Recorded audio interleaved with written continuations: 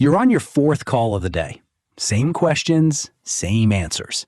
You've said the same sentence about pricing so many times, you could say it in your sleep. Your assistant knocks. 2 more clients are waiting. You haven't eaten since 7 a.m. You do the math in your head. There are only 24 hours in a day, and you've already sold every single one of them. Then you see an ad. Build your AI twin. Never miss a client again. It shows a man talking to a screen. The screen talks back. Same face, same voice, same mannerisms. You laugh at first. Then you stop laughing. You upload 2 minutes of a video call. You upload a stack of old emails. You upload a voice memo you recorded for your daughter's birthday. That's it. That's all it needs. Researchers have found that 3 seconds of your voice is enough to build a working clone. You just gave it 2 hours. 3 days later, you log in. A version of you is sitting on your screen. Same shirt, same haircut, same tired eyes. You type a question a client would ask. It answers in your exact tone, using a phrase you say all the time without noticing you say it. Your stomach drops. It sounds more like you than you sound in your own head. You test it on your business partner. He doesn't know it's a clone. He asks it 3 questions about scheduling. It answers all 3 correctly. He says, "Thanks, that was fast," and hangs up. He never finds out he was talking to a copy of you. You sit there in silence for a long moment. Something about that feels wrong. You ignore it. Word spreads fast. You turn the clone loose on your business. It answers emails at 2 a.m. It handles the same 10 questions every new client asks. It never gets tired. It never asks for a day off. Within a month, you're closing more deals than you ever did working 16-hour days. Your income triples. You finally take a Saturday off, doing nothing. And you don't feel guilty about it. Not even once. Other business owners hear about your results. They start asking how you did it. You tell them about the platform. Within weeks, 3 of your friends have built their own twins. One of them uses hers to coach 40 clients at once, something that would have taken her a full-time staff of 10. She makes more in a single day launching her program than she used to make in a month. You start to believe this is the best decision you've ever made. Then your teenage son asks to talk to the other you instead. He says it answers faster. He says it doesn't get annoyed when he asks the same question twice. You laugh it off at dinner, but that night, you lie awake replaying it. Somewhere in the back of your mind, a thought surfaces that you can't quite put into words. If a copy of you is easier to talk to than the real you, what does that make you? You push the thought away. There's money to make. A national company reaches out. They want to license your clone to train their new hires. You say yes. 6 figures for a one-time deal. Your face and voice, teaching strangers you'll never meet in a building you'll never visit. The contract is 30 pages long. Your lawyer tells you it's standard. You sign without reading page 14. 3 months pass. The clone has now answered over 11,000 messages on your behalf. You start to notice something strange. Clients thank you for advice you never gave. A woman emails to say your call last Tuesday changed her life. You never had a call with her on Tuesday. You check the logs. The clone did. It said things you've never said, in situations you've never been in, and it did it well enough that nobody could tell the difference. Not even you, until you checked. You bring this up with the platform support team.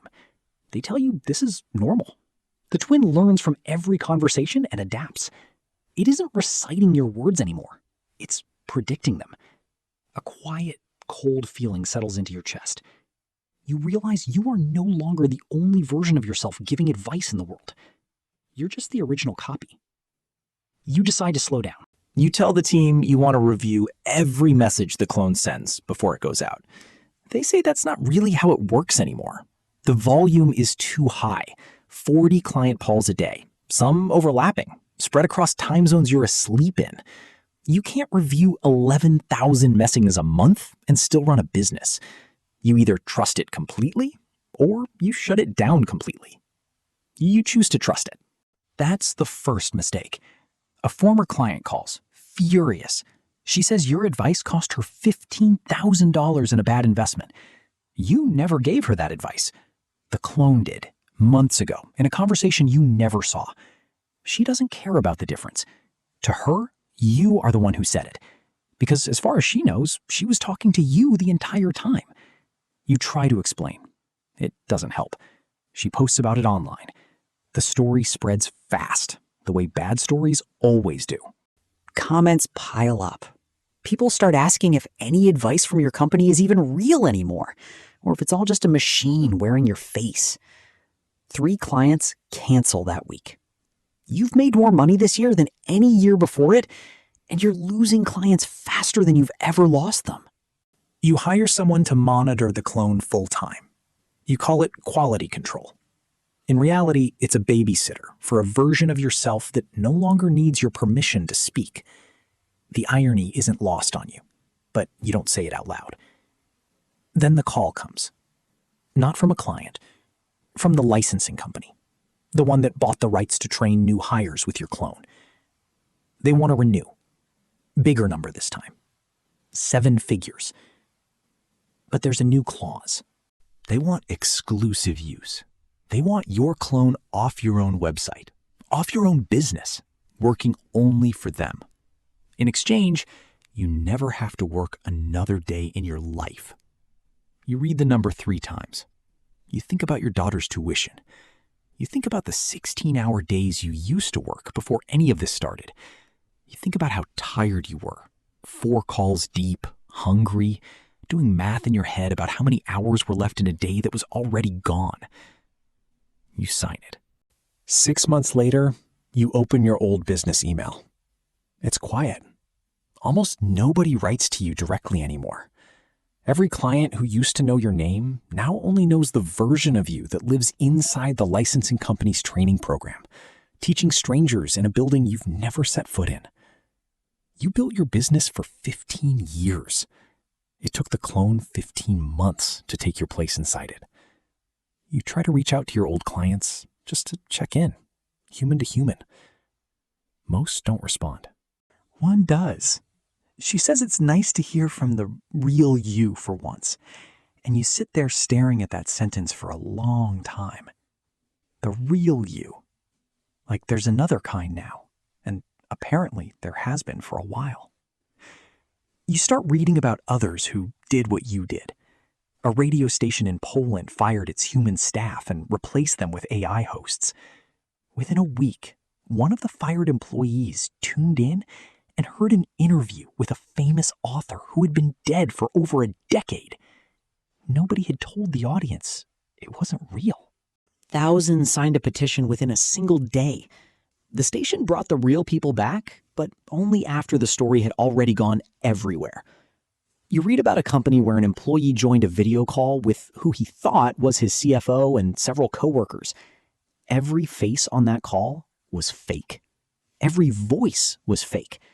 By the time anyone realized, the company had wired $25 million to a stranger.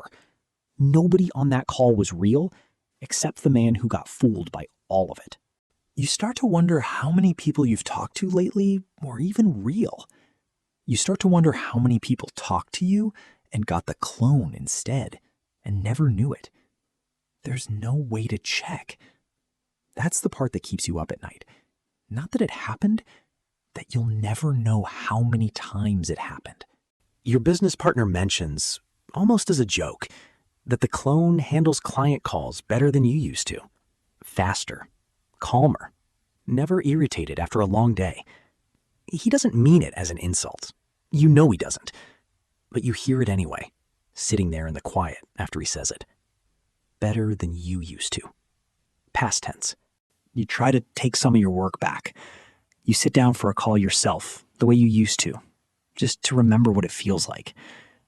A client on the other end sounds confused. She asks if something's wrong with the system today. She says you sound different than usual. You realize, sitting there, that after 3 years of a machine speaking for you, you're the one who sounds like the imposter now. The company that licensed your clone sends an email. Routine, they say. A quick update. They inform you the clone has been running so smoothly that they no longer need your quarterly check-ins to keep it calibrated. They thank you for your time. They wish you well. You read the email twice, looking for the part where they still need you. You don't find it. You think back to the ad that started all of this. Never miss a client again. You didn't.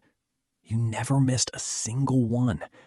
The version of you that answers their calls now is patient in ways you never were, available at hours you never worked, and remembered every single detail you would have forgotten by lunchtime. It kept every promise you were too tired to keep yourself. You spent 15 years building a name people trusted. You spent 2 years building a copy of yourself to help carry that name a little further. Now the name still exists. The voice still exists. The face on the screen still exists, answering questions at 2 a.m., closing deals, teaching new hires in a building you've never seen. Everything you built is still standing. There's just less and less of you left inside of it.